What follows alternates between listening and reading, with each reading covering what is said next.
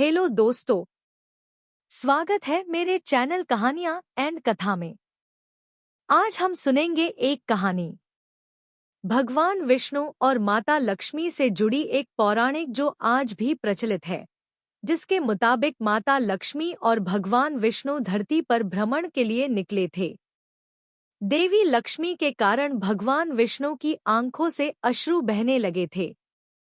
इसके कारण देवी मां को सजा भी भुगतनी पड़ी थी। भगवान विष्णु की आंखों से बहने लगे थे अश्रु। गुरुवार का दिन भगवान विष्णु को समर्पित होता है। इस दिन भगवान विष्णु की विशेष पूजा की जाती है। साथ ही उनके निमित्त व्रत भी रखा जाता है और गुरुवार व्रत कथा का पाठ भी किया जाता है। भगवान विष्णु को पीला रंग प्रिय है।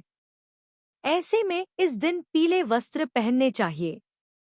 साथ ही भगवान को पीले रंग की मिठाइयों का भोग भी लगाना चाहिए। भगवान विष्णु और देवी लक्ष्मी से जुड़ी कई पौराणिक कथाएं प्रचलित है।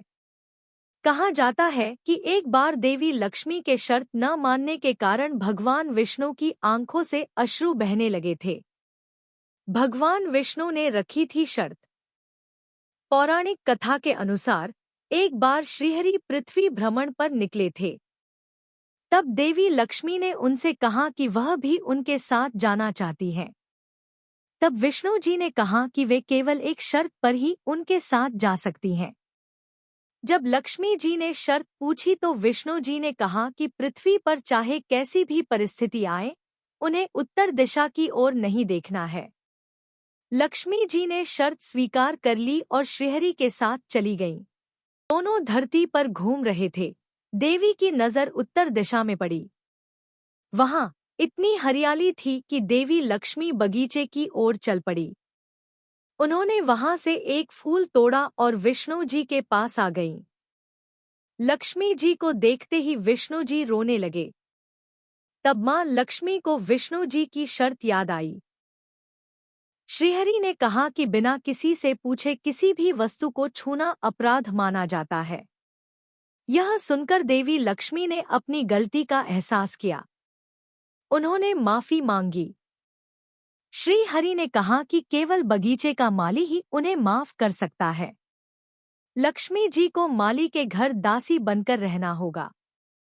यह सुनकर लक्ष्मी जी तुरंत एक गरीब स्त्री का रूप धारण करके माली के घर चली गईं। देवी लक्ष्मी ने दिया माली को आशीर्वाद। माली ने देवी लक्ष्मी से कई तरह के काम करवाए। जब माली को पता चला कि वह मां लक्ष्मी है, तो वह रोने लगा। उसने देवी लक्ष्मी से कहा कि जो कुछ भी उसने किया, उसके लिए उसे माफ कर दें। तब लक्ष्मी जी ने मुस्कुराते हुए कहा कि जो कुछ हुआ वह भाग्य था। इसमें किसी का दोष नहीं है।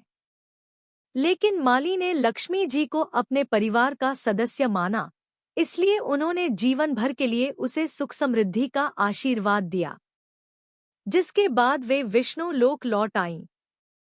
दोस्तों, आपको यह कहानी अच्छी लगी है तो मेरे चैनल को लाइक और शेयर जरूर करें।